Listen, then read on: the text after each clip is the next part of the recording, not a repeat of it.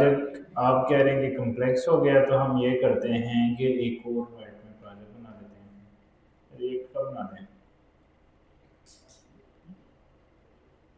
React वाला तो basic है ना, इसमें इतना कुछ नहीं था जो हमने बनाया। राउटिंग भी नहीं लगी हुई थी, पेजेस बनाए हुए हैं। ये ठीक है, इसको चलाते हैं। हमने क्या करना है, npm start, तो लोकल होस्ट 3000 पे सर्वर आ गया। ठीक है, तो हमारे पास मल्टीपल पेजेस बने हुए हैं यहाँ, about, blog, career, contact, home. Routing शायद नहीं हुई आई गेस, या राउटिंग इधर की हुई हमने। कागज उठा के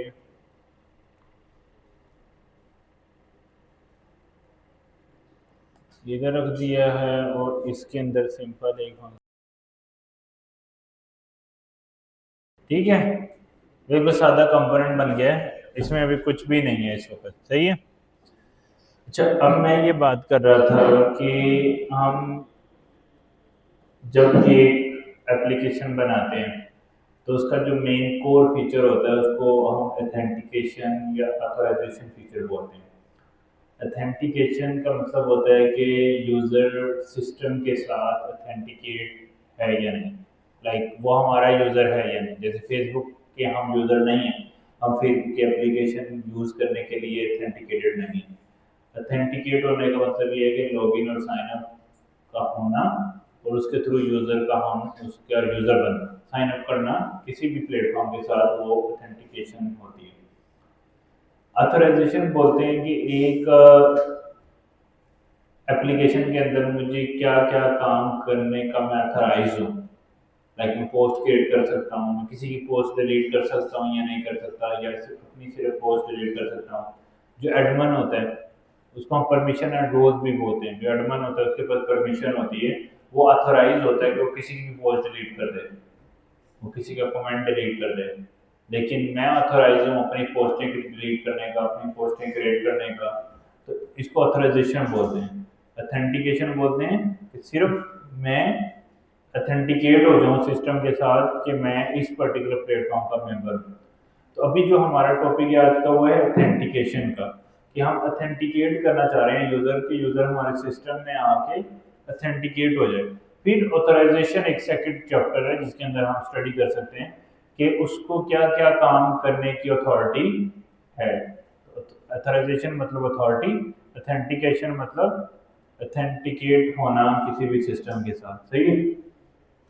तो हम लगाएंगे फायरबेस का अथेंटिकेशन सिस्टम। अब ये अथेंटिकेशन का मैकेनिज्म हम खुद भी अपना भी बना सकते हैं, लॉगिन साइन अप का पूरा मैकेनिज्म। लेकिन फायरबेस चूंकि as service, platform as a service है, यानी वो प्लेटफॉर्म देते हैं एज अ सर्विस, तो वो अथेंटिकेशन की सर्विस भी आउट ऑफ द बॉक्स देते हैं। यानी वो बनी बनाई सर्विस दे रहे हैं, लॉगिन साइन अप की चीज़ें बनी हुई हैं, हमने बस क्या करना है, कॉल करना है। वो बनी बनाई जो है वो सर्विस जो है वो प्रोवाइड कर रहे हैं, अथेंटिकेशन सर्विस। अब इस अथेंटिकेशन सर्विस के लिए मुझे जो है वो फायरबेस के ऊपर जाना पड़ेगा सबसे पहले। तो हम फायरबेस पे डायरेक्टली चले जाते हैं, कंसोल फायरबेस। तो फायरबेस पे हम लैंड कर जाएंगे, तो यहाँ पे हमारा प्रोजेक्ट था बैच 8 वाला, और इधर आ जाएंगे। यहाँ पे आने के बाद बिल्ड के अंदर, अथेंटिकेशन के अंदर यहाँ चले जाएंगे, तो ये यूआई हमारे पास नज़र आ जाएगी। हम गेटिंग स्टार्टेड करेंगे तो लोडर ऑन होगा, उसके बाद हमारे पास ये वाली यूआई नज़र आ जाएगी। वो कह रहे हैं कि आप अपने प्रोजेक्ट में लॉगिन करने के लिए कौन सा प्रोवाइडर यूज़ करना चाहते हो, with phone number, with email password, anonymous, या एडिशनल प्रोवाइडर में Google, Facebook, play game, GitHub, Apple game centre, Microsoft Twitter, या ये सारे लॉगिन विद जी मेल जैसे होता है, फेसबुक, ये सारे फीचर जो है वो प्रोवाइड करते हैं। फिर फायरबेस प्रोवाइड करता है आपको इंटीग्रेट करने के लिए। लेकिन हम कौन सा यूज़ करेंगे? Email password for now. Google भी कर सकते हैं हम ईमेल पासवर्ड को लगाते हैं। अच्छा, इसको अगर लगाना है तो इसको इनेबल करना है और सेव कर देना है। सेम काम अगर आपने कोई और प्रोवाइडर भी ऐड करना है तो ऐड न्यू प्रोवाइडर करके, जैसे गूगल करना है तो गूगल को ऑन कर लेना है, उसकी प्रोजेक्ट की डिटेल आ जाएगी और उसके बाद आप उसको यूज़ कर सकते हो, सेव कर दोगे। अच्छा, एसएमएस मल्टी फैक्टर ऑथेंटिकेशन भी ये देता है। उसमें क्या होता है कि फ़ोन पे एसएमएस आएगा हर टाइम, जिस तरह से जो बैंक की एप्लीकेशन जब हम लॉगिन करते हैं तो फ़ोन पे एसएमएस आता है ना, ओटीपी, वन टाइम पासवर्ड, वो लगाते हैं तो फिर ही लॉगिन होता है।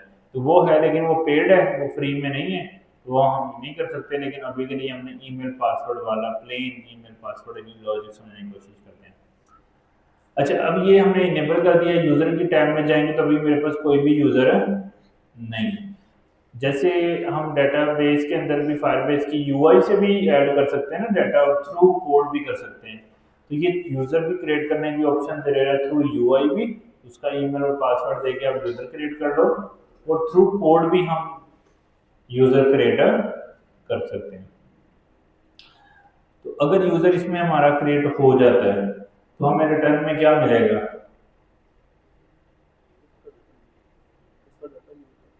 हाँ, जब हम क्रिएट करेंगे तो उसके रिटर्न में हमें क्या मिलेगा? उसका पासवर्ड मिल जाएगा, ऐसे ही है ना? तो वो चीज़ हमें देखनी है कि उसका जो है वो हमें पासवर्ड, सॉरी, हम लॉगिन पासवर्ड देंगे। अगर लॉजिक क्या होगी, बेसिक सी लॉजिक है जो इन्होंने भी बनाई होगी। हम जब क्रिएट करेंगे तो हम इसके साइन अप वाला मेथड यूज़ करेंगे, उसमें अपना ईमेल और पासवर्ड देंगे। जब हम लॉगिन करेंगे हम सेम पासवर्ड ईमेल देंगे, वो लॉगिन कर देगा, ऑथेंटिकेट कर देगा। अगर नहीं तो वो एरर दे देगा कि ईमेल नॉट फाउंड या पासवर्ड नॉट फाउंड या मैच। अच्छा, ये इतना सेटअप हमने कर लेना है, और सेटिंग में कुछ चीज़ें हैं वो हमें अभी के लिए ज़रूरत नहीं है। यूजेज वगैरह देख सकते हैं, टेम्पलेट सेट कर सकते हैं, ईमेल जो आती हैं पासवर्ड रीसेट की और ईमेल एड्रेस वेरिफिकेशन वगैरह की, और साइन इन के ऊपर ये इसका मेथड है। तो ये इसका यूज़र की स्क्रीन है। हम अब जिस तरह फायरबेस की हमने ऑथेंटिकेशन की थी विद फायर स्टोर, तो हम ऑथ की ऑथेंटिकेशन करने के तो हम डेटाबेस की तरह सर्च करेंगे फायरबेस ऑथ डॉक्स, तो ये आ जाएगा फायरबेस ऑथेंटिकेशन। जिस तरह फायरबेस फायर स्टोर आया था ना, ऐसे फायरबेस ऑथेंटिकेशन। अच्छा, यहाँ पे आने के बाद हम क्या करेंगे, ये बेसिक इंफॉर्मेशन दे रहा है, और यहाँ से हम वेब में जाएंगे और गेट स्टार्टेड पे क्लिक करेंगे। ठीक है, ये हमें प्री बिल्ट इन यूआई भी देता है कि अगर हम pre built in UI use करना चाह रहे हैं तो वो भी हम कर सकते हैं फायरबेस की यूआई के साथ। वो लॉगिन उसका अपना होता है, बाकी सारी चीज़ें, लेकिन हम मैनुअल अपनी यूआई के साथ जाना प्रेफर करेंगे। जैसे गेट स्टार्टेड फायरबेस ऑथेंटिकेशन के अंदर हम मॉडल के अंदर जाएंगे, और वो कह रहा है कि आपने इस तरह से अपनी ऐप को इनिशियलाइज करना है फायरबेस कन्फिग के साथ, और गेट ऑथ को कॉल करना है। ये हमने कन्फिग फाइल बनाई थी ना, लेकिन किसके लिए? डेटाबेस के लिए। तो सेम हमें कन्फिग के अंदर गेट ऑथ का फंक्शन हमें निकालना है, और उसको भी हमें ऐसे एक्सपोर्ट करना है। तो अगर हम पुराना अपना देखें ऐप, तो कन्फिग के अंदर firebase.js में हमने ये अपनी कीज वगैरह लगाई थी, ये सारी मैं कॉपी कर लेता हूँ न्यू प्रोजेक्ट के अंदर। और यहाँ पे भी सोर्स में कौन सा फोल्डर बनाएंगे हम? कॉन्फिग का, स्मॉल लेटर्स में, और इसमें कन्फिग के अंदर फाइल क्या बनाएंगे?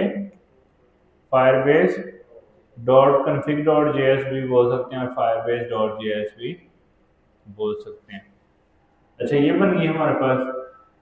अब इसमें फायर स्टोर की रिकॉर्ड तो है था, लेकिन इसके साथ अब वो क्या कह रहा है मुझे, ये वाला गेट ऑथ वाला फंक्शन ले लो, और फिर इसको यहाँ पे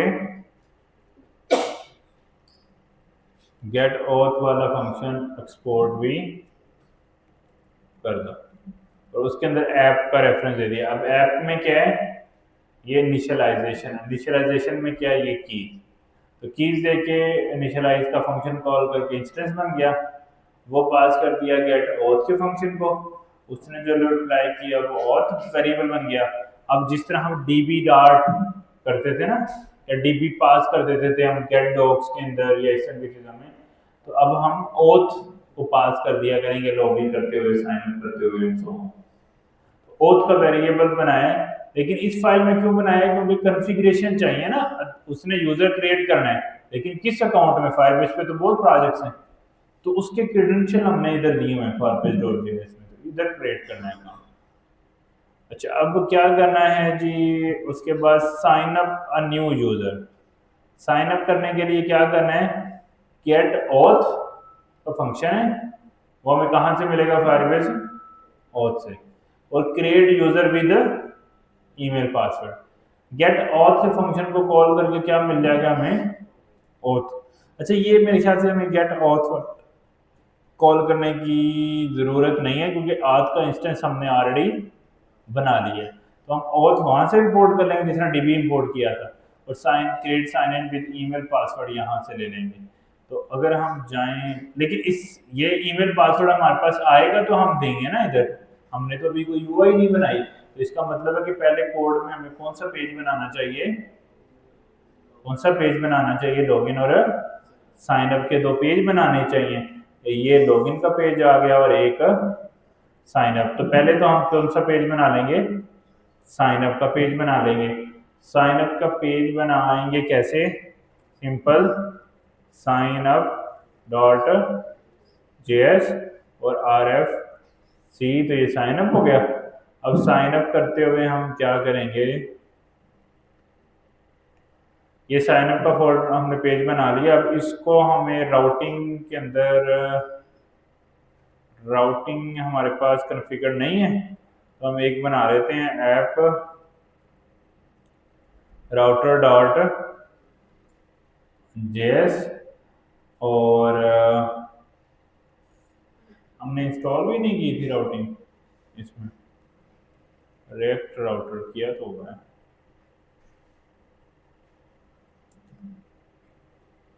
हो सकता है कहीं पे लगाया हो सीन। तो हमने अपनी बनाई हुई थी राउटिंग, वो थी नहीं थी, तो दोबारा बना लेते हैं, इशू नहीं। कैसे बनाएंगे राउटिंग, सबसे पहले हमें इंपोर्ट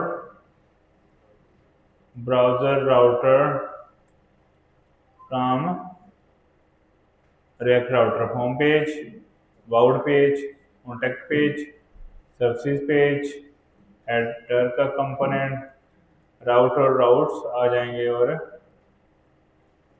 साइन अप और लॉगिन आ जाएगा। अच्छा, अब इसके अंदर हमने क्या करना है,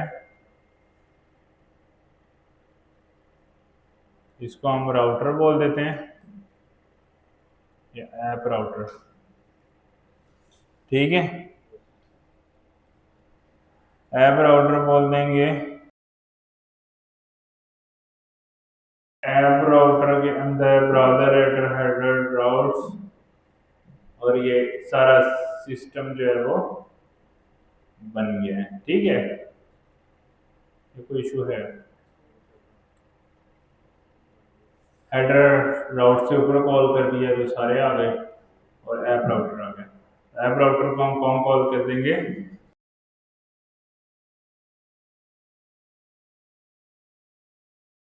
इंपोर्टेड एज,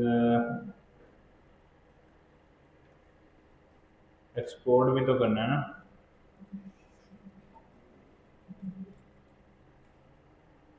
अब कांट इंपोर्ट वन नहीं है हमारे पास, क्या आ जाएंगे, टू पीछे जाना है, क्योंकि पिछले फोल्डर में जाके वो पे, हाँ ठीक है।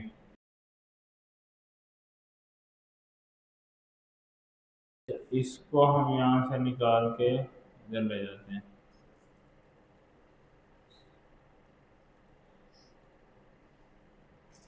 ये सारा कुछ भी चला जाएगा यहाँ पे। अब क्या रखा रहे जी, हेडर नहीं मिल रहा उसका,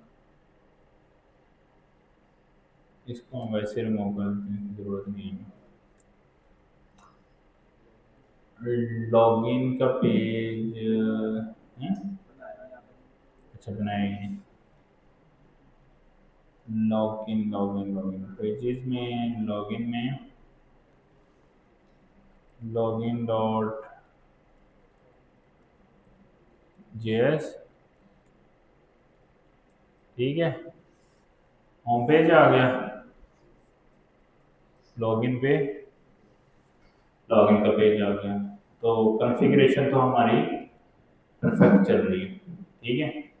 लेकिन अब लॉगिन या साइन अप के पेज पे जब हम साइन अप करेंगे तो फायरबेस में साइन अप होना चाहिए, और अगर हम लॉगिन करेंगे तो फायरबेस के थ्रू लॉगिन होना चाहिए।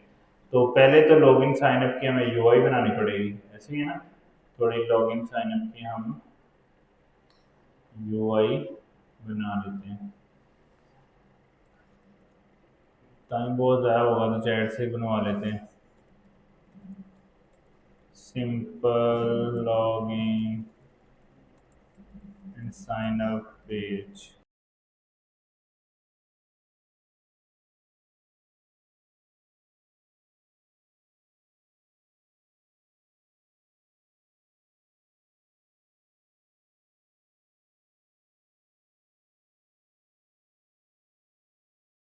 इससे बेसिक मैंने कोड जनरेट करवा के तो app dot C S S के अंदर रख देते हैं, और ऐप डॉट जे एस में इसको लोड कर देते हैं, app dot C S S को। और लॉगिन का उसने कंपोनेंट बना दिया है। पेजेस में लॉगिन आ जाएगा, और ये ख़त्म कर देते हैं हम इधर से, और साइन अप में साइन अप आ जाएगा, और ये ख़त्म कर देते हैं। ठीक हो गया। तो बेसिक यूआई जो है वो उसने बना दिया ताकि हमारा टाइम बचे। लॉगिन पे लॉगिन आ जाएगा, साइन अप पे साइन अप आ जाएगा। ईमेल पासवर्ड साइन अप आ गया, और लॉगिन पे लॉगिन आ जाएगा। अच्छा, अब लिंक लगाना है हमें इधर के ऑलरेडी हैव एन अकाउंट या डोंट हैव एन अकाउंट, ऐसे ही है ना। वो कैसे लगाएंगे हम, यहाँ पे आगे इस बेसिक यूआई के अंदर यहाँ पे इसने खुद ही बना दिया, और इसके लिए हम लिंक का टैग यूज करेंगे और साथ में टू, ठीक है। और लिंक का टैग एक्सप्लोरर से आ जाएगा। सेम चीज़ आप लॉगिन में जाके don't have an account link sign up, तो वो साइन अप हो जाएगा। इंपोर्ट भी कर लेते हैं, ये अभी भी एक राउटर से आएगा। लॉगिन साइन अप, ठीक हो गया। अब साइन अप पे हमें एक काम और करना है कि लॉगिन पे तो ईमेल पासवर्ड है, साइन अप पे एक हमें नेम भी लेना चाहिए ना। ईमेल पासवर्ड नेम बाकी फील्ड्स जो होती हैं तो वो भी बना लेते हैं फॉर्म में। तो फॉर्म के अंदर जैसे इसने बनाई है डिव, सेम मिलती जुलती एक डिव बनाते हैं। सॉरी, या तो इधर नहीं बनाते, शुरू में बनाते हैं ना यहाँ पे। और इसका नाम क्या रख देते हैं, फुल नेम, ठीक है। और type password name user name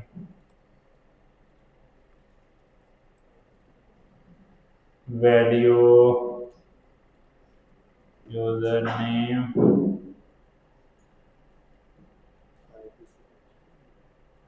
ठीक है। हाँ टाइप टेक्स्ट तो फुल नेम ईमेल और पासवर्ड। इसके अलावा भी और कुछ चाहिए? वो भी लॉजिक हो तो फ्रंट एंड भी लग जाएगी। चलो इसको ही कॉपी करके बना लेते हैं कन्फर्म पासवर्ड और नेम कर लेते हैं कन्फर्म पासवर्ड और वैल्यू ये आ जाएगी और हैंडल ऑन चेंज और बाकी चीज़ें सेम और ओके।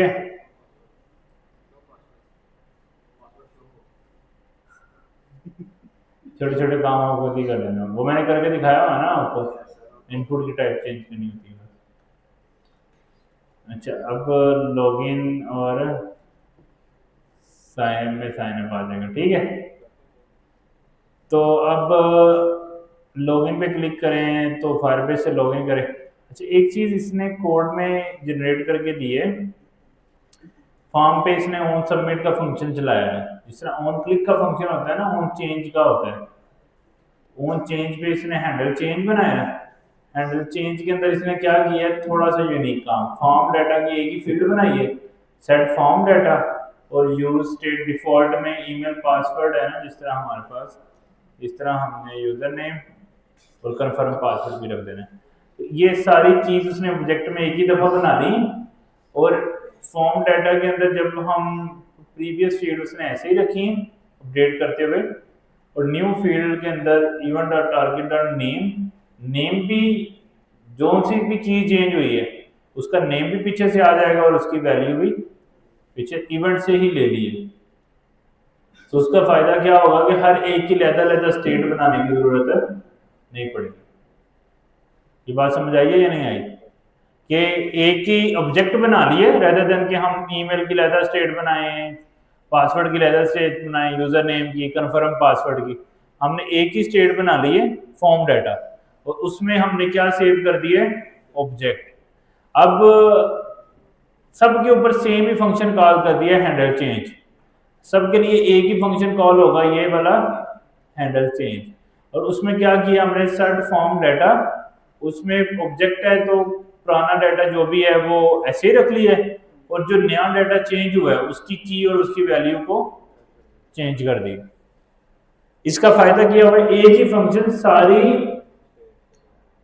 स्टेट्स मैनेज करने के लिए हमें हेल्प कर दे। कंसेप्ट समझ में आया कि ऐसा क्यों, ऐसा कैसे होता है कि ये ई है ना, इसके अंदर जब E dot target dot value हम लेते थे ना, E dot target dot name में वो क्या देता है, ये वाला नेम। अब ये इस नेम की हमने सेम वैल्यूज रखी हैं, जैसे कन्फर्म पासवर्ड, यूजर नेम, वही नेम से हमने इसको सेव भी किया है। तो वही सेम नेम हम इधर आ जाएगा जो स्टेट हमने ऊपर रखी है और उसकी वैल्यू आ जाएगी, वो वाली चीज चेंज हो जाएगी और बाकी सेम रह जाएगा। तो अगर इसके अंदर हम लॉग करते हैं फॉर्म डाटा को तो आपको आइडिया हो जाएगा।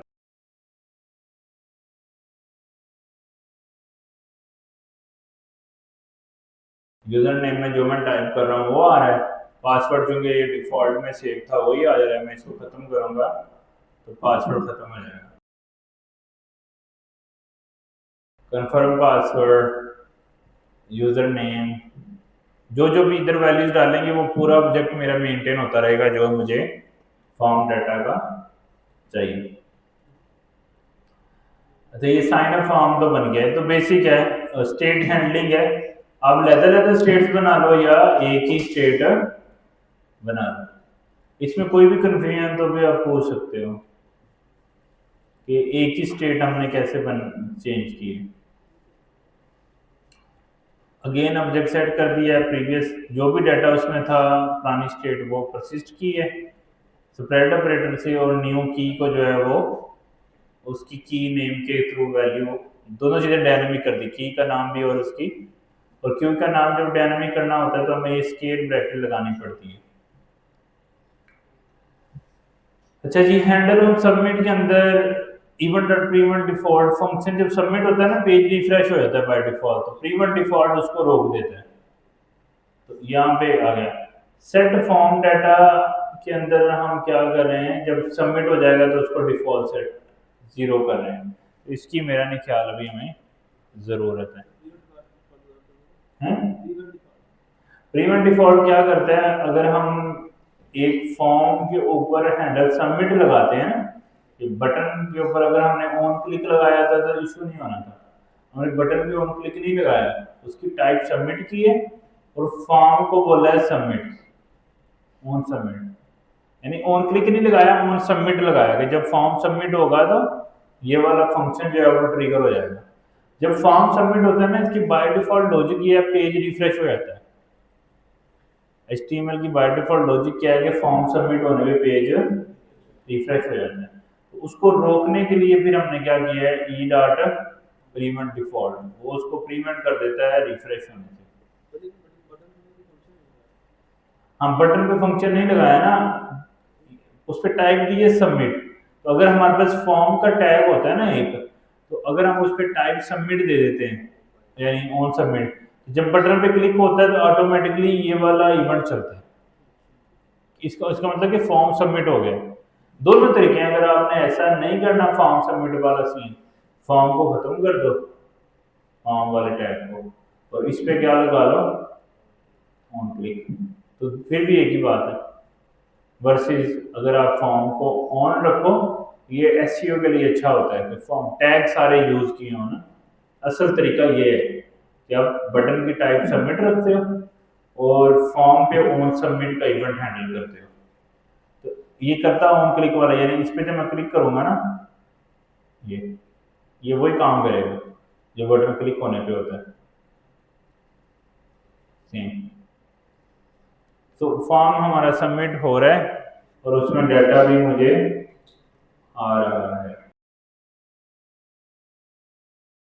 नहीं, ये जो पासवर्ड में डाटा लिखा हुआ है ये तो सेव आ रहे हैं मेरे पास ना, ये गूगल में सारे पासवर्ड सेव होते हैं, ये उसके रिलेटेड है, यानी गूगल ब्राउज़र के अंदर पासवर्ड यहाँ पे सेव होते हैं, अगर आप उनको डिलीट करना चाहो तो आप डिलीट कर सकते हो।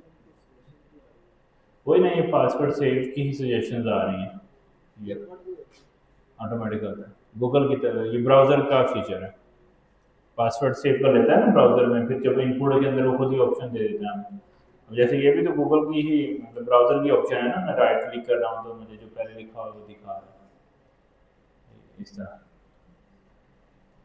तो ये लॉजिक, अब हम इसमें क्या करेंगे, फॉर्म हमारा बन गया है, तो हमने अब करना है यूज़र को साइन अप और फिर यूज़र को करना है लॉगिन। साइन अप करने के लिए क्या फ्लो बनाना चाहिए, अब वो हम लिखेंगे तो आएगी, देखो आ रही है ना। अच्छा, एम्प्टी है ना शुरू में इसलिए, तो अब क्या डिस्कस कर रहे थे, साइन अप करना है तो साइन अप का कोड कहाँ होना चाहिए, ऑथेंटिकेशन का फंक्शन कौन कॉल करें हम, डाटा तो इसका स्लाइस बनाएंगे, उसका एक्शन बनाएंगे, उसमें फिर साइन अप होगा, ओथ ओथ स्लाइस बनेगा एक, ओथ स्लाइस बना देते हैं हम। स्टोर हमने कॉन्फ़िगर किया हुआ है इस वाली ऐप में या नहीं, नहीं किया हुआ, हम जल्दी से स्टोर कॉन्फ़िगर कर लेते हैं।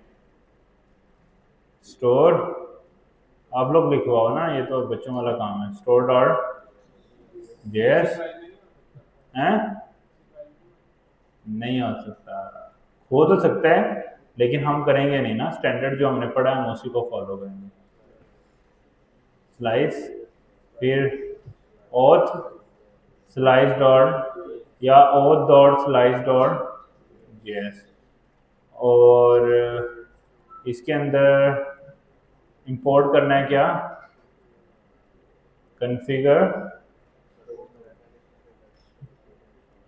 रिडक्स ने इंस्टॉल की तो कर लेते हैं npm install Redux.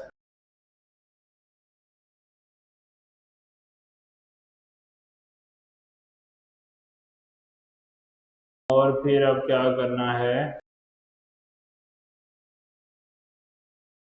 Configure store, फिर अब आगे ये तो नहीं चाहिए है, constant store configure store reducer slices आ जाएंगे इधर। ये क्या क्या कर रहे हो, इसकी ज़रूरत है,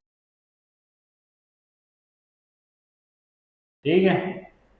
और इसको एक्सपोर्ट कर दें और इसको अप्लाई कहाँ पे करेंगे, इधर कर दें, किसके थ्रू, प्रोवाइडर स्टोर आ जाएगा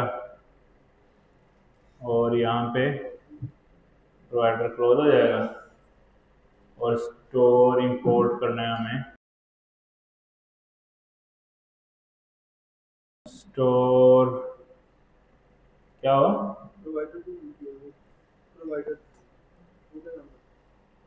वो प्रोवाइड करता है स्टोर को, रिडक्स की क्लासेस में भी पूरी ऐप को स्टोर प्रोवाइड कर देता है। प्राइम लेक्चर देखने पड़ेंगे तुम्हें, फिर समझ आएगी, रिडक्स समझ नहीं आती। अच्छा स्टोर आ गया यहाँ पे।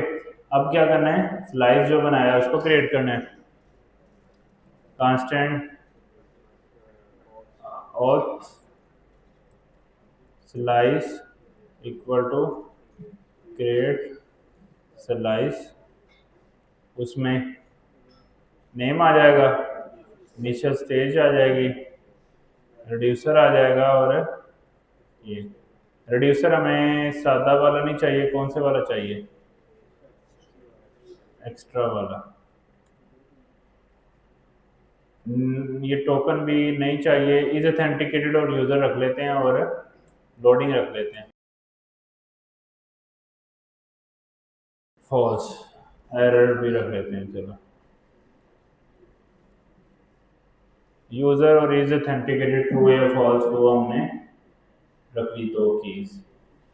और सादा एक्शन बनाने नहीं थे, अब हमने कौन से एक्शन बनाने हैं, एसिंक थंक वाले। तो कांस्टेंट साइन अप और एसिंक थंक, क्या फंक्शन का नाम था, एसिंक थंक। अच्छा जी, उसमें ये साइन अप वगैरह उसने लगा दिया है, लॉगिन भी लगा दिया है, तो खैर है। अच्छा अब साइन अप और साइन अप का उसने बना दिया है रिजेक्ट विद वैल्यूज, ये चीज़ें हमेशा नहीं चाहिए, ठीक है। और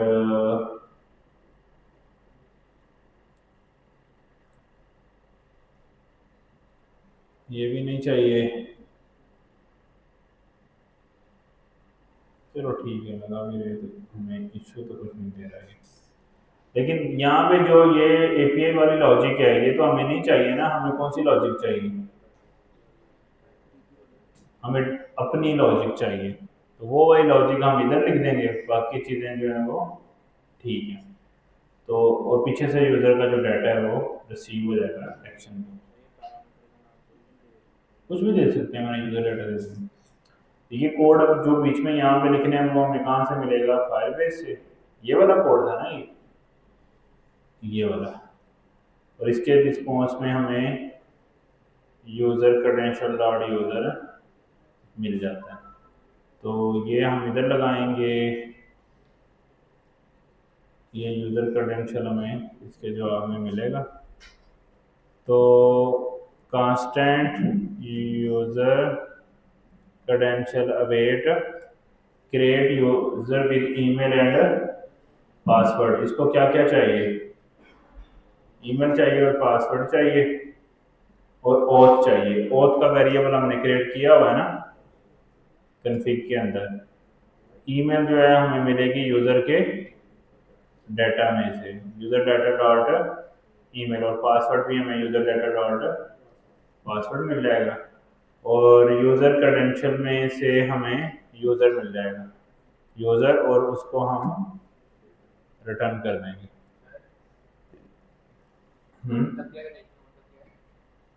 वेरिएबल है।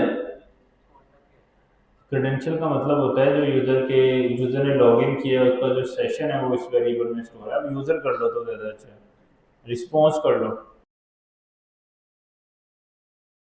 तो क्रिएट ईमेल पासवर्ड को ऑथ चला गया, ईमेल चला गया और डॉट पासवर्ड चला गया, रिस्पॉन्स आया, उसमें से यूज़र मिल गया, यूज़र को हमने रिटर्न कर दिया। अच्छा, लॉगिन वाला अभी अभी के लिए ख़त्म कर देते हैं ताकि कंफ्यूजन ना हो। और यहाँ पे हम क्या बनाएंगे अब? एक्स्ट्रा रिड्यूसर और केस बना देंगे सारे। पेंडिंग में लोडिंग ट्रू है, sign up dot full print में लोडिंग ट्रू है, ऑथेंटिकेटिंग ट्रू हो जाता है, और एक्शन डॉट पेलोड आ जाएगा, और रिजेक्टेड में लोडिंग फॉल्स हो जाएगी और एरर के अंदर एरर स्टेट आ जाएगी। ठीक है, ये हमारे स्लाइस पे बन गया। अब इस स्लाइस को हमने यहाँ से एक्सपोर्ट करना है तो सीधा इधर ही लगा देते हैं, और यहाँ पे उसको इंपोर्ट कर लेते हैं ओथ स्लाइस कॉलन ओ स्लाइस डॉट रिड्यूसर, उसको इंपोर्ट कर लेते हैं। All set.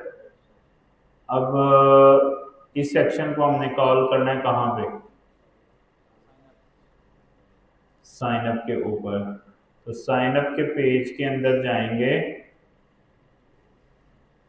यहाँ पे ये हैंडल सबमिट के ऊपर जहाँ हमें डाटा मिल रहा है, यहाँ पे हम इसको क्या कर देंगे? डिस्पैच कर देंगे। तो डिस्पैच के लिए पहले हम constant dispatch equal to user dispatch, और ये डिस्पैच जो है सिंपली हम यहाँ पे कॉल कर देंगे, और उसमें साइन अप का जो एक्शन है, साइन अप वाला नहीं आ रहा, लेकिन क्यों नहीं आ रहा? इसको भी एक्सपोर्ट नहीं किया हुआ ना हमने, इसको नाम चलो साइन अप भी ठीक है। और लॉगिन नहीं, साइन अप के अंदर साइन अप फॉर्म डाटा, तो फॉर्म डाटा के अंदर हम साइन अप पास कर देंगे। साइन अप का स्लाइस से हमने एक्शन इंपोर्ट कर लिया, और इसका हम करेंगे क्या? इंतज़ार, और फंक्शन को बनाएंगे एसिंक, और यहाँ लगाएंगे ट्राई और कैच। कैच में एरर आ जाएगा, ट्राई में ये वाला कोड ट्राई में आ जाएगा। इवेंट प्री इवेंट डिफॉल्ट बाहर ही लगा देते हैं। अच्छा, डिस्पैच हो गया। इसके बाद अगर ये सक्सेसफुली साइन अप हो जाता है तो इसको हमें नेविगेट करना है। फायरबेस का फीचर है कि जैसे ही वो साइन अप करता है ना, वो साथ में लॉगिन भी ऑटोमेटिकली कर देता है। तो अगर ये केस हो तो हमें इसको यूज़र को कहाँ भेज देना चाहिए? होम पेज पे भेज देना चाहिए। तो उसके लिए क्या होता है? नेविगेशन, यूज नेविगेशन, और उसके अंदर हम उसको नेविगेट कर देंगे। ठीक है या वो करना पड़ेगा? हुक को कॉल करना पड़ेगा ना पहले। नेविगेशन इंपोर्ट तो कर दी है उसने। और यहाँ पे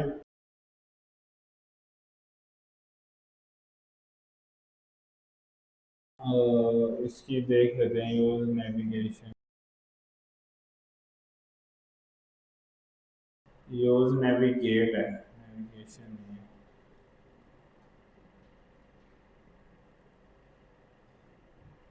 ये नेविगेट आता है और उसके अंदर हम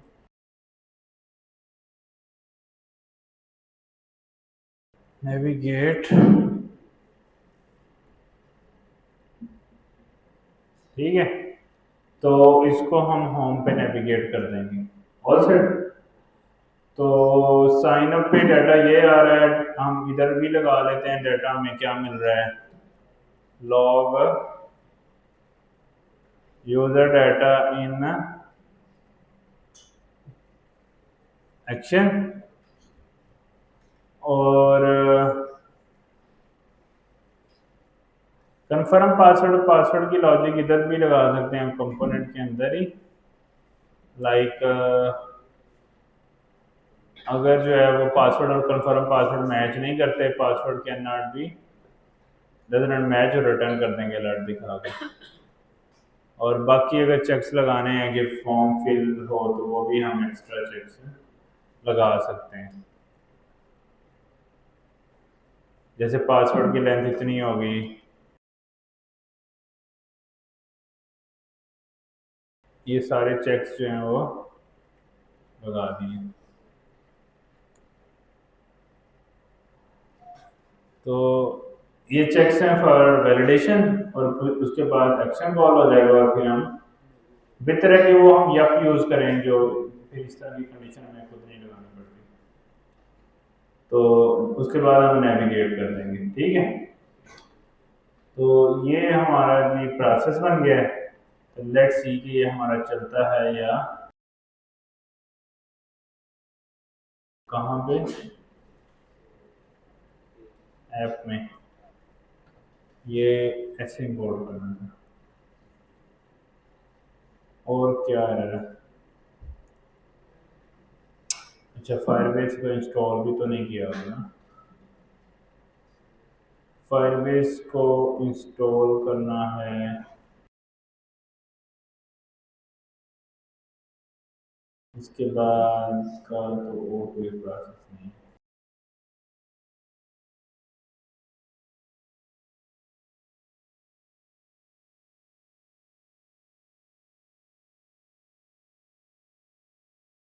चलिए, इंस्टॉल हो गया है।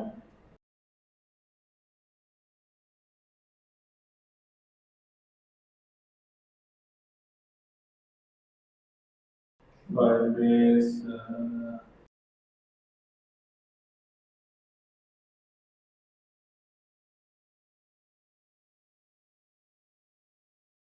अच्छा, क्रिएट इज नॉट डिफाइन कहाँ पे?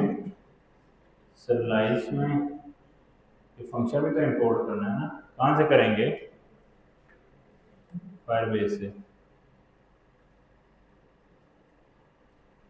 इंपोर्ट फ्रॉम फायरबेस और, तो ये फंक्शन इंपोर्ट करना है, ये आ गया। अब हम क्या करेंगे, यहाँ पे टेस्ट, टेस्ट फोर ऑलरेडी लिखा हुआ है, और इसका भी यहाँ पे कर दिया। साइन अप पे क्लिक करेंगे, does not match.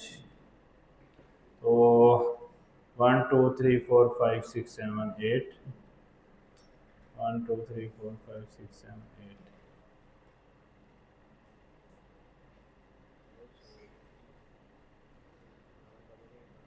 Double eight आ गया।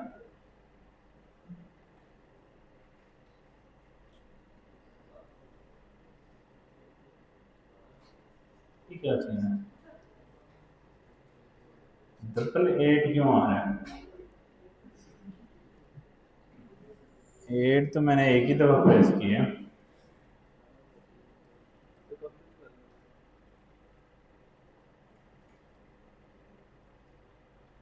समथिंग वेंट रॉन्ग, उसकी रीज़न क्या हो सकती है मुझे पता है। साइन अप फॉर्म के अंदर यहाँ पे जो वैल्यू है वो कन्फर्म पासवर्ड नहीं करनी, और जिस तरह उधर की थी, तो ये इशू आ रहा है। सेम मैं कॉपी कर लेता हूँ। साइन अप भी हो गया है और लॉगिन भी हो गया, तो होम पेज पे हम आ गए। ठीक है, अब फायरबेस के अंदर इधर यूज़र आना चाहिए। आ गया ये, कब क्रिएट हुआ है उसकी डिटेल वगैरह, और आप यहाँ से इसको डिसेबल या डिलीट भी कर सकते हो अगर करना चाहो, और रीसेट पासवर्ड की ईमेल भी भेज सकते हो। और सेट, ये तो हो गया साइन अप का फ्लो।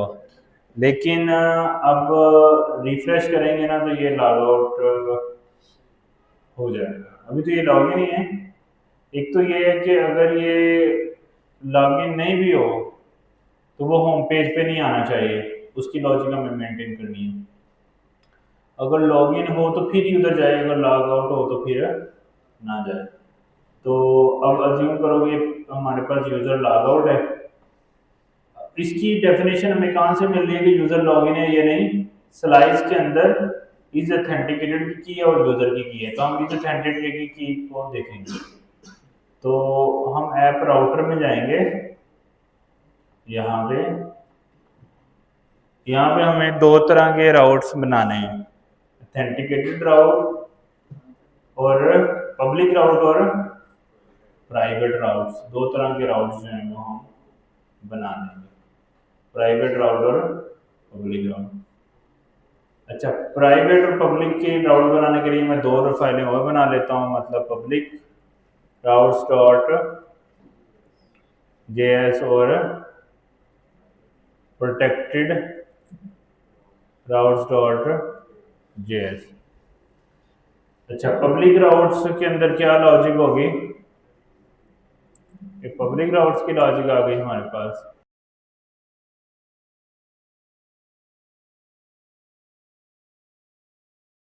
पब्लिक राउट का चिल्ड्रन मिलेगा और रिटर्न कर देंगे, लेकिन किस बेस पे, इफ अगर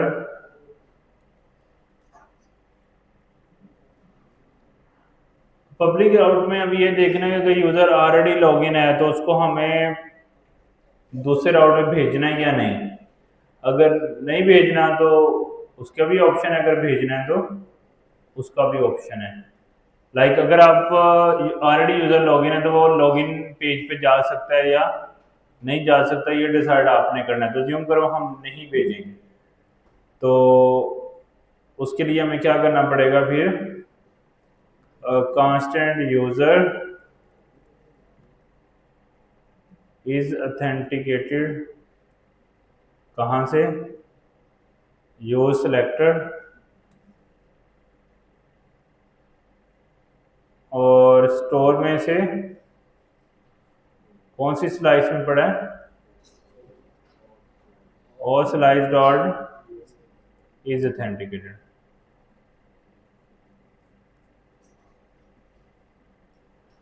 अगर तो इज ऑथेंटिकेटेड का हमें मिल जाता है, ठीक है, तो हम उसको नेविगेट कहाँ कहाँ कर देंगे, होम पे, अदरवाइज चिल्ड्रन रिटर्न कर देंगे।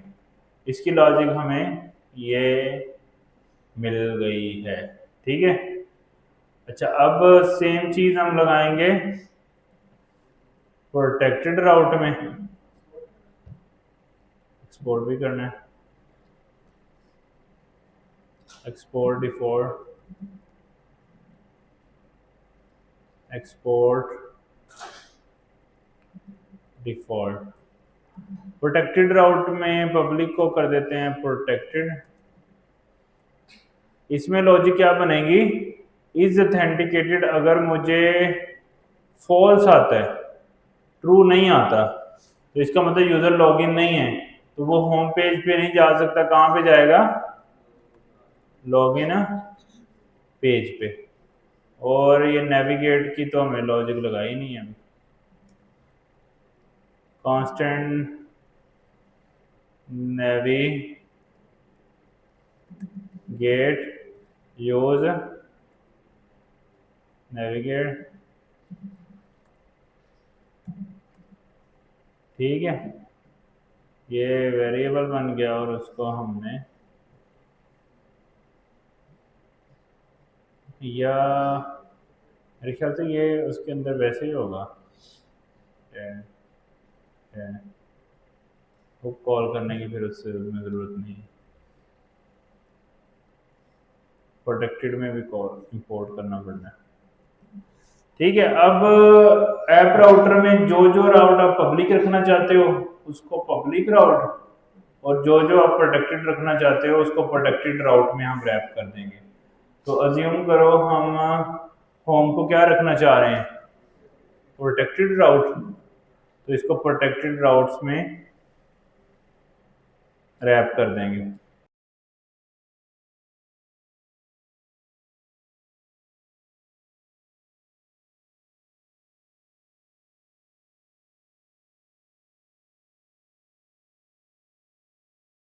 अच्छा, अब ये एरर क्या दे रहे हैं देख लेते हैं। हैं?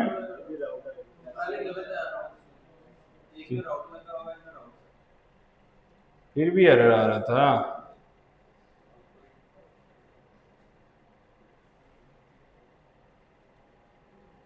ये एक्स्ट्रा आ रहा है ना,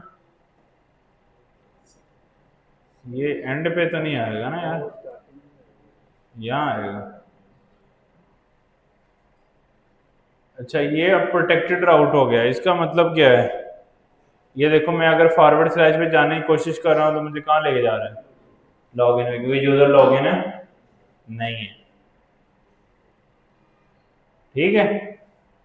तो ये हो गया। अब जिस जिस राउट को प्रोटेक्टेड करना है प्रोटेक्टेड, जिस जिस को पब्लिक बन करना है पब्लिक राउट आप बना सकते हो।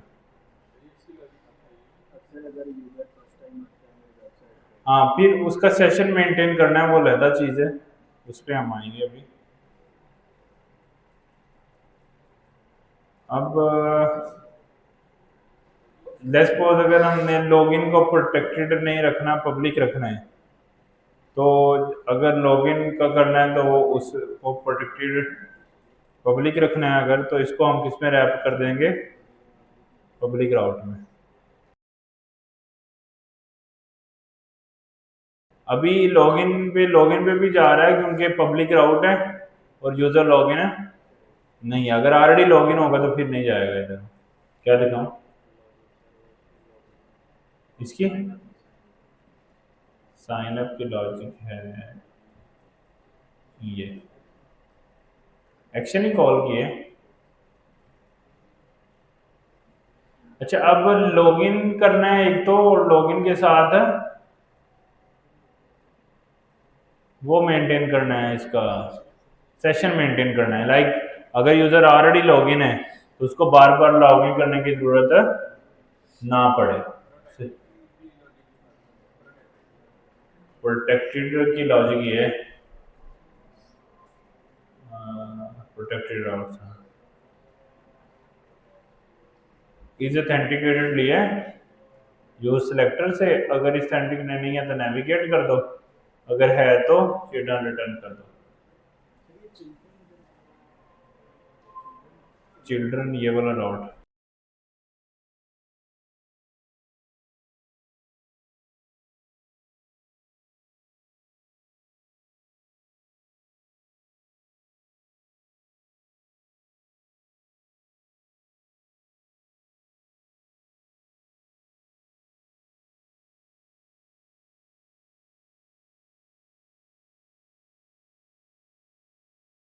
अच्छा प्रोटेक्टेड राउट, सॉरी, अब हमने लॉगिन का एक स्लाइस बनाना है, सॉरी एक्शन बनाना है।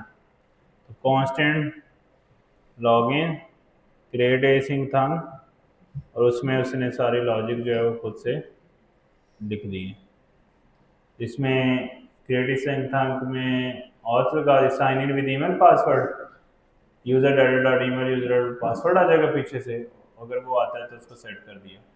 और इधर हम उसके ऐड केसेस कर देंगे सारे कि अगर लॉगिन होता है तो फिर इस ऑथेंटिकेटेड को ट्रू कर देना है हमने और पासवर्ड डाल देना।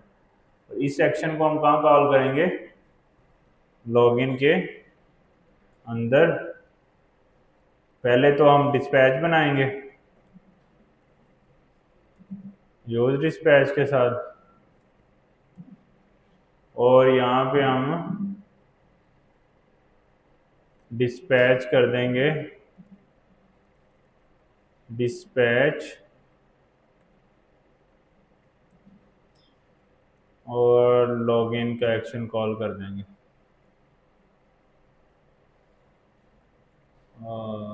लॉगिन को एक्सपोर्ट नहीं किया,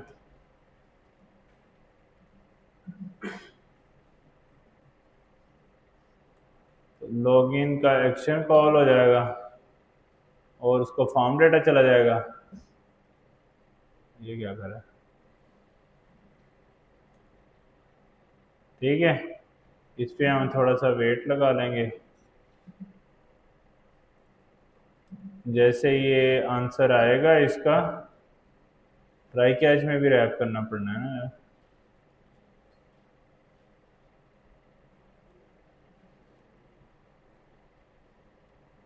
ठीक है। और यहाँ पे हम नेविगेट चला लेंगे इसकी हुक का, यूज नेविगेट कहाँ से मिल जाएगी, डायरेक्ट राउटर से।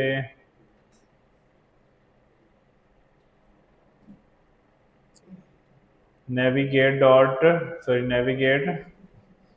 होम, सेम लॉजिक है साइन अप वाली, बस फील्ड कम दी है इसमें। तो ईमेल पासवर्ड हमने स्लाइस में डालना है, sign in with email password बाकी सेम है, हिट करते हैं, लॉगिन हो गया, ठीक हो गया, यूज़र लॉगिन हो रहा है। लेकिन रिफ्रेश करेंगे फिर लॉग आउट हो जाएगा, क्यों, सेशन मेंटेन नहीं हो रहा, लॉगिन हो रहा है, उधर जा रहा है, लॉगिन हो रहा है, परफेक्ट चल रहा है, लेकिन सेशन मेंटेन नहीं हो रहा। हर पेज रिफ्रेश करने पे हमें सेशन को रीलोड करना है, ताकि मतलब हर पेज रिफ्रेश होने पे, जब तक पेज रिफ्रेश नहीं होगा ये सही चलेगा, यूजर ऑथेंटिकेटेड है, लेकिन रिफ्रेश होगा तो रिफ्रेश होने पे क्या होता है, रिडक्स स्टोर की स्टेट खत्म हो जाती है, स्टेट खत्म होगी तो इज ऑथेंटिकेटेड क्या हो जाएगा, फॉल्स हो जाएगा। जैसे फॉल्स होगा तो वो लॉकआउट कंसीडर होगा, जैसे फॉल्स होगा तो वो लॉकआउट हो जाएगा। तो इसका हल क्या है, इसका हल है कि करंट यूज़र को फाइंड करना, कि पेज रिफ्रेश होने पे हम एक लोडर चलाएंगे और उसके दौरान करंट यूज़र लेके आएंगे, जो करंट यूज़र लॉग्ड इन है। अगर करंट लॉग्ड इन यूज़र हमें मिल जाता है तो इसका मतलब क्या है, यूज़र लॉगिन है, अगर नहीं मिलता तो यूज़र लॉगिन नहीं है। वो हमें लिसनर लगाना है, ठीक है, वो हम लगाएंगे ऐप के ऊपर कि करंट यूज़र मिलता है या नहीं, उसका हमें लिसनर जो है वो ढूंढना है। यहाँ पे आएगा कस्टमाइज डिपेंडेंसी और स्ट्रिक्ट रेसिस्टेंस में,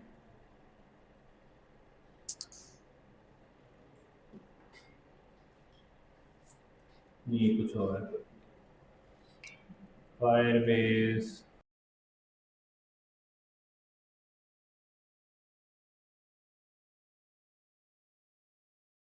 हमें चाहिए था वेब में मैनेज यूजर में auth state change, on auth state change, जैसे ऑथ स्टेट की चेंज होगी उसकी बेस पे ये हमें रिकॉर्ड देता रहता है, और उसको उसमें मैंने इसको मेंटेन करना है टेक्निकल एडमिनिस्ट्रेशन को। User is sine out else में अगर यूज़र मिल जाता है तो यूज़र लॉकडाउन कंसिडर होगा। तो इसको हम फिर इंशाल्लाह सुबह जो है ना इस पे स्टडी करेंगे कि करंट यूज़र जो है वो कैसे लेना है। लेकिन आज के लिए हमने क्या किया है, लॉगिन कर लिया है, यूज़र लॉगिन हो रहा है और साइन अप पे क्लिक करने पे साइन अप हो रहा है। और अगर यूज़र लॉगिन ना हो, अगर वो होम प्रोटेक्टेड राउट पे जाने की कोशिश करे तो वो वापस आ जाता है, वो जा ही नहीं सकता उस राउट पे। लाइक कॉन्टैक्ट हमारा प्रोटेक्टेड राउट है तो उस पर हिट करेंगे तो वापस आ जाएगा। तो आपने करना ये है, जिस भी राउट को प्रोटेक्टेड बनाना है,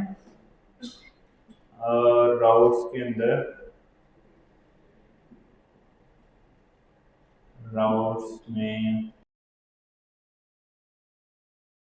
यहाँ पे जिसको प्रोटेक्टेड बनाना है उसको प्रोटेक्टेड में रैप करना है, जिसको पब्लिक बनाना है उसको पब्लिक में रैप करना है। फिर क्या होगा, फिर तो वो होम यूजर लॉगिन नहीं भी होगा, वो होम पे चला जाएगा ना फिर।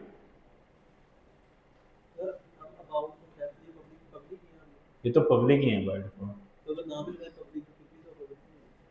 अब देखो, अगर होम मैंने नहीं लगाया तो वो होम पे जा रहा है, ये मसला है, प्रोटेक्टेड लगाना जरूरी है। पब्लिक का क्या मीनिंग है कि अगर यूजर ऑलरेडी लॉगिन है तो लॉगिन पेज पे वो दोबारा ना जा सके।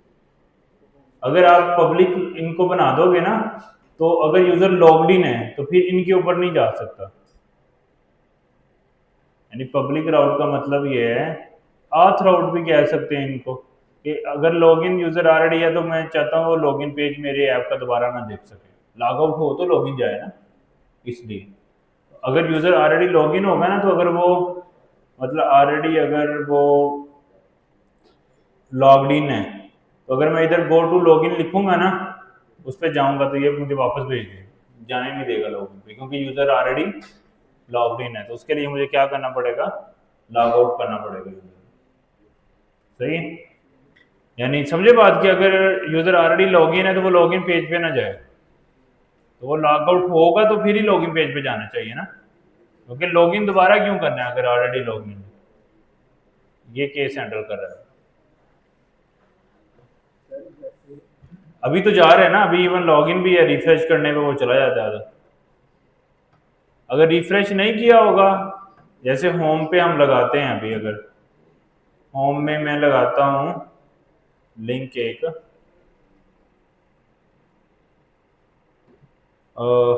लिंक लगाता हूँ मैं यहाँ पे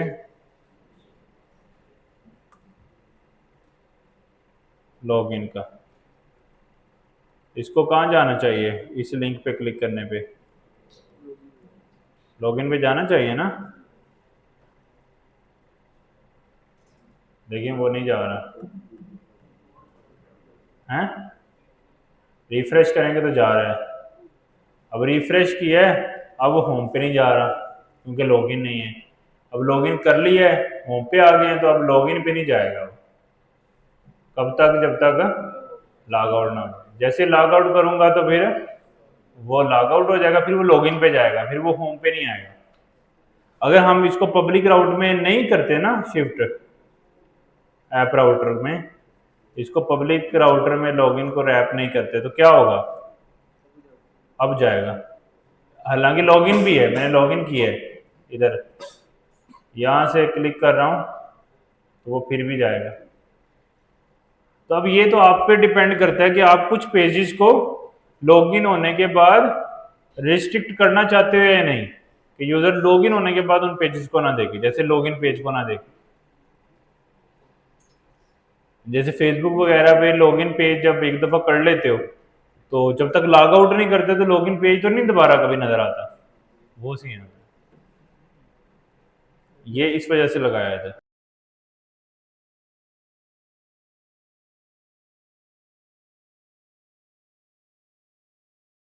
एक नहीं, उसमें अथोराइजेशन हमें हैंडल करनी होती है। अभी हम ऑथेंटिकेशन पढ़ रहे हैं, मैंने बोला ना अथोराइजेशन में रोल्स हम डिफाइन करते हैं, वो रोल्स हमें फिर डिफाइन करने पड़ते हैं। लेकिन समझ आ गई बात कि ये क्यों लगाया प्रोटेक्टेड राउटर, पब्लिक राउटर। तो अभी सिर्फ हमारा सारा ऐप सही चल रहा है, सिर्फ हमारा सेशन मेंटेन नहीं हो रहा। रिफ्रेश करने पे हमें, अगर यूजर ऑलरेडी लॉगिन है तो वो यूजर गेट करना, ये हमारा मेन रोल है। अगर मिल जाता है यूजर तो उसको प्रोटेक्टेड कंसीडर करना है, अगर नहीं मिलता तो पब्लिक कंसीडर करना है। ठीक है।